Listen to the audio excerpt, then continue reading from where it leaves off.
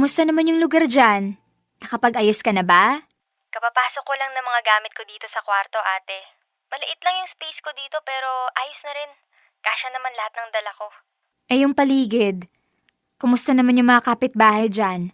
Maayos ba? Wala naman bang kahinahinala? Hindi ka naman ba napapalibutan ng mga adik? Mukhang safe naman dito, ate. May guard sa gate tapos may CCTV pa sa hallway. Tahimik din yung mga tao. Mukhang kanya-kanyang buhay sila dito. Kaya huwag ka na mag-alala. Mabuti naman kung ganun. Alam mo naman ako, kahit malayo ako, gusto ko pa rin siguraduhin na okay ka. Anong oras na ba dyan sa Pilipinas ngayon? Magka-alas 9 na ng gabi, ate. Kumain ka na ba?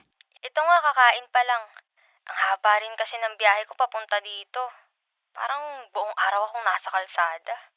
Margo, masama yung nagpapalipas ng gutom. Hindi pwedeng ganyan kalagi, ha? Ngayon lang naman to, ate. Pag naka-adjust na ako dito, makakakain na ako sa oras. I-update naman kita lagi. Ay, nako. Kung pwede lang talagang umuwi at samahan ka dyan. Hindi pa rin ako sanay na mag-isa ka. Nung umalis ako, maliit ka pa lang. Hanggang ngayon, baby girl pa rin ang tingin ko sa'yo. Ate, huwag ka nang mag-alala sa akin. Kaya ko na to. Matanda na rin naman ako eh. Tsaka, hindi naman ako mag-isa dito. Magkakaroon daw ako ng kasama. Kasama? Anong kasama? Magkakaroon daw ako ng dormmate. Dormmate? Babae ba yan o lalaki? Tong si ate, napaka-OA. Siyempre, babae. Buti naman. Kinabahan ako dun, ha. O sige na, para makakain ka na rin at makapag-ayos ka pa ng mga gamit. Tawagan na lang kita ulit bukas. Okay, ate. Salamat sa pag-check sa akin, ha. Bye-bye. I love you. I love you too. Ingat ka palagi, ha.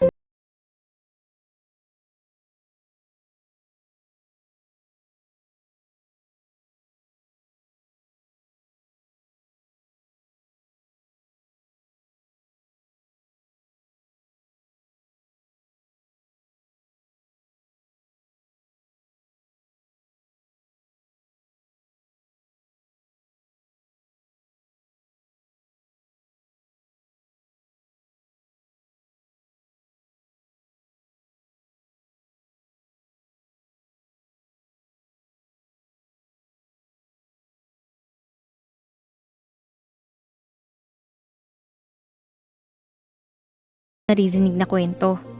Sabi nila, marami raw tukso, maraming gulo, at hindi lahat ng tao mapagkakatiwalaan. At aaminin ko, natakot ako. Pero alam ko rin na kung gusto kong matupad ang mga pangarap namin ni ate, kailangan kong matutong makibagay. Kailangan kong maging matatag. Kailangan kong harapin ang yugto ng buhay ko nun ng mag-isa. Pero may kakaibang saya rin sa puso ko. Para kasing may bagong pintuang nagbubukas para sa akin. Isang panibagong yugto ng buhay ko. At sa lungsod ng Maynila ko sisimulan ang kwento.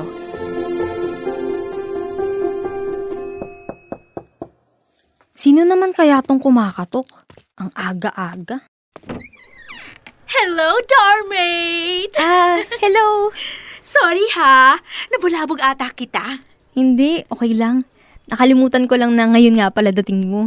Ay, walang kaso yan. At least, di mo ako pinaghintay sa labas. I'm Rika nga pala. Margo. Margot?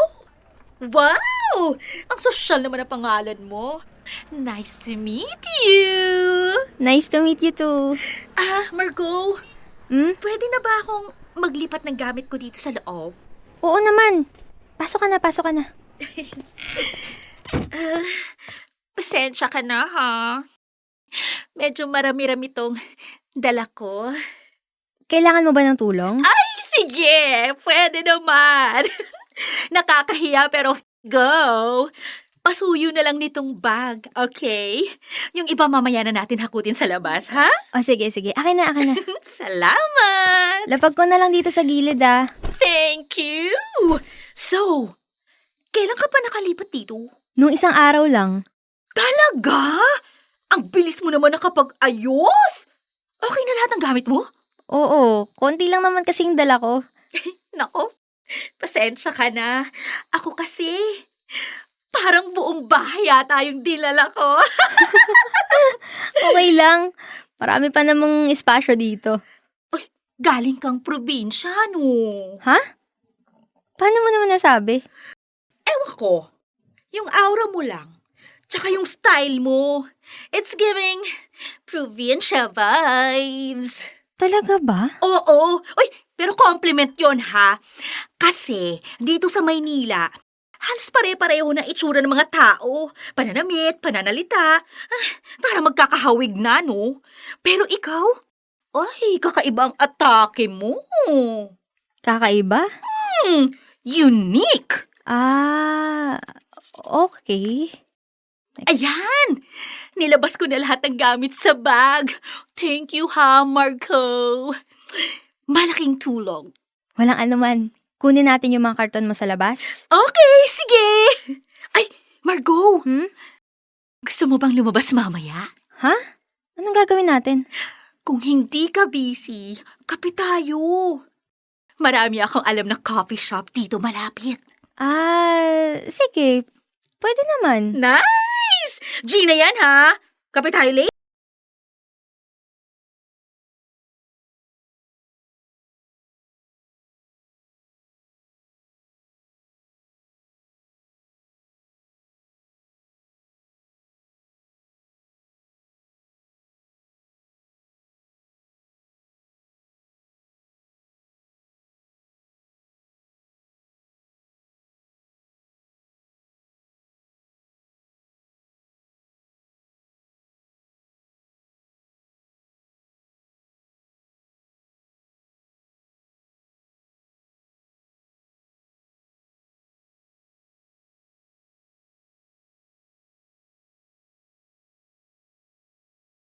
Minsan, mga taong nasaktan siya.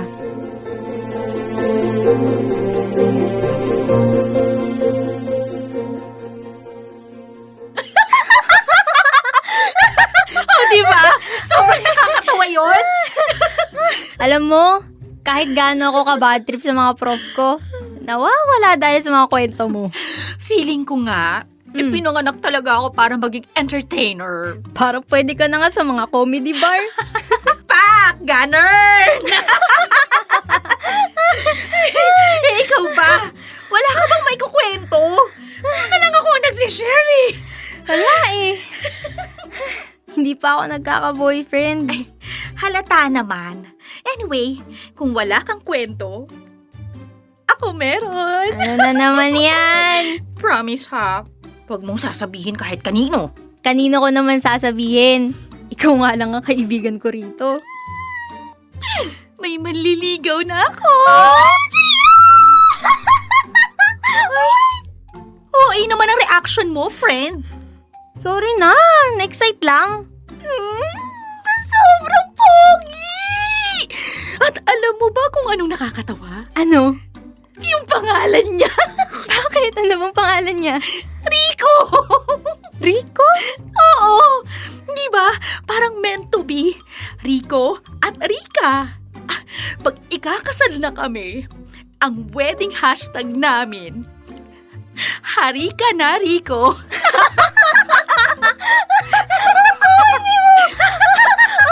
Corny mo! O kaya eto. Hashtag, Amerikaniko ni Moriko ang makina ni Morika. O, di ba? Ano ka ba? Naliligaw pa lang, nasa wedding hashtag ka na agad. Eh, bakit? Malay mo kami talaga magkatuluyan. Oy, di mo rin masabi. Kailan mo ba siya sasagutin, ha? Pag ready na ako. Eh, kailan ka nga magiging ready? Pag sinabi ko ng ready, set, go!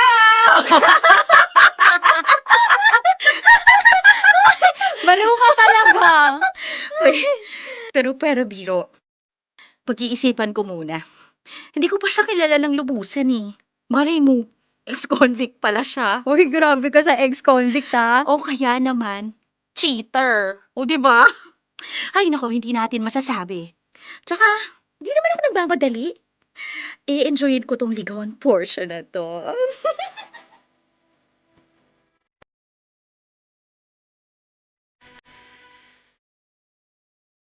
Sinagot na ni Rika si Rico kinabukasan. Ganun lang siya kabilis magdesisyon. Bakit pa raw siya magpapatumpik-tumpik kung alam naman daw niya sa sarili niya na si Rico na ang para sa kanya? Halos araw-araw si Rico ang topic namin. Kung gaano siya kabait at kung gaano siya napapatawa ni Rico kahit sa simpleng video call lang.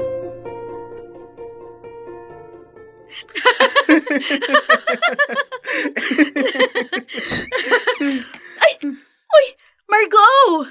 Andito ka na pala. Akala ko late kang darating ngayon. Oo. Ay, Ay, naku, sorry. Hindi ko nasabi sa'yo, dinala ko si Rico dito. Rico, my loves. Si Margot. Margot, si Rico. Hello po. hello. Rika, pwede ba kita makausap sa labas saglit? Oh, sure. Ay, wait lang, my loves, ha? Mukhang may confidential chika tong si Margot. PRB. Yes, friend. Uy, ano yun? Bakit di mo ko sinabihan na ngayon mo papapuntahin si Rico? Biglaan lang kasi. Nakalimutan ko lang na abisuhan ka. Tsaka, di ko naman alam na uuwi ka ng maaga. Sorry na. Sa totoo lang, wala naman talagang problema sa akin kung nandito siya. Ang iniisip ko lang, di ba bawal bisita dito pag weekdays? Eh? Paano kung malaman to ng landlord? Di pareho tayong malilintikan. Baka pagbayaran pa tayo nun. Mas malala pa nga, baka paalisin tayo dito. Ang hirap pa naman maghanap ng okay na matitiran sa Maynila. Sandali lang. Parang OA naman kung paaalisin tayo. Relax ka lang. Nagkahulihan na ba tayo? Hindi naman, di ba? Tsaka si Rico naman yun. Boyfriend ko yun.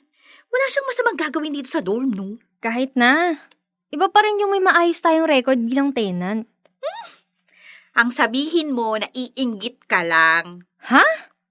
Kitang-kita ko sa pagmumukha mo, oh. Palibhasa kasi. Walang dumadalaw sa'yo.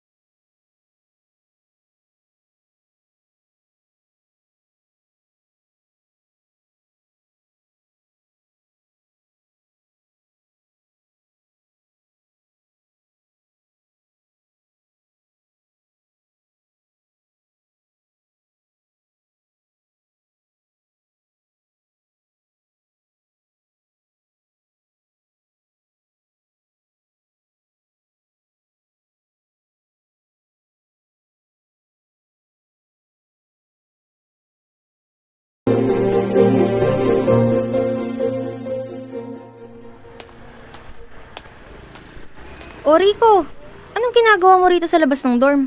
Iniintay ko si Rika. Akala ko nga nandito na siya eh. Ah, ganun ba? Ayaw mo bang pumasok na? Sa loob ka na lang maghintay. Hindi na. Sinabi kasi ni Rika na pag nauna ako, dito na lang daw ako sa labas maghintay. Okay. Sige. Pasok na ako ah. Sige Margo, salamat. Teka, parang gusto kong pumatol ngayon ah. Ah, Rico, Bakit? nabanggit ba sa'yo ni Rika na sira yung ilaw namin sa CR? Hindi. Ano bang nangyari? Napunde? Oo. Ito nga oh, pumili na ako ng pamalit. Baka pwede mo kaming tulungan na ikabit tong bombilya habang wala pa si Rika. Sigurado, matutuwa yun pag may ilaw na ulit sa banyo. Sige. Pero sabihan mo na lang siya na pinapasok mo ako, ha? Ako nang bahala. Halika na, pasok ka. Ito yung bombilya, Rico. Salamat. Saan ba yung pundido? Yung ilaw dun sa banyo. Sige, silipin ko na. Ay, teka, naka-jacket pa pala ako. Tanggalin ko lang sandali. Una na ako sa banyo, ha? Sandali! Sabay na tayo! Okay. Pasensya ka na kung magsasando lang ako, ah. Ang init kasi. Pawis na nga yung dibdib ko, eh. Tanggalin ko kaya tong bra ko? Margo! Palitan na natin yung ilaw. Ay, oo nga pala. Tara na sa banyo. Rico! My loves! Di ba sinabi ko sa'yo na sa labas mo ko hintayin? Ano dalawa dito? Ano naman gagawin namin ng boyfriend mo dito? At talagang nakasando ka pa. Ano, pinapakita mo yung boobs mo sa boyfriend Naku, ko? walang ganun. Sabi ko na nga ba? Type mo talaga siya, no? Inaakit mo si Rico! Pinagsasasabi mo. Pinapapalitan ko sa kanya yung bumbilya sa banyo. Kasi alam ko naman na wala kang pake. Bakit kailangan siya magpalit? Bakit di mo ba kayang gawin yon? My loves, talagang papalitan ko lang yung bumbilya. Wala kaming ginawa ni Margo. Sinungaling! Mga manloloko! Alam mo, Rika, mas marumi pa yung utak mo kaysa sa kwarto na to eh. Di nga kami nagsisinungaling. Hindi ko inaakit tong boyfriend mo. Sabihin mo yan sa pagong! Tanga! Magdadahilan ka pa? Kapal na mukha mo? Punong-puno na ako sa mga kaartehan mo, ha? Akala mo naman kagwapuhan tong boyfriend mo? Ha! Isaksak mo siya sa baga mo! Magsama kayo! Pareho kayong nakakasuk...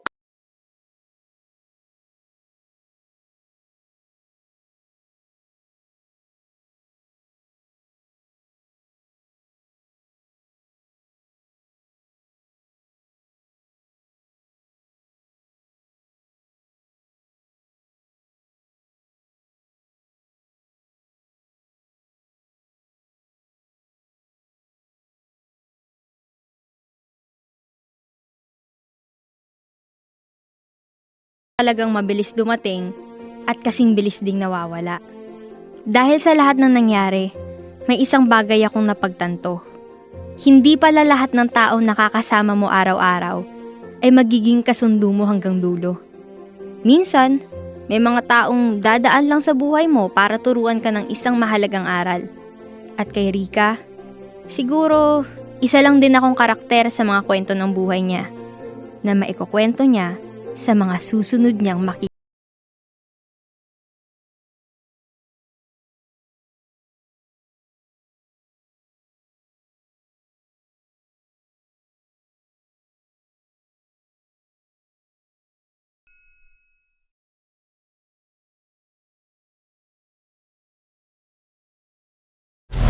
Metro's #1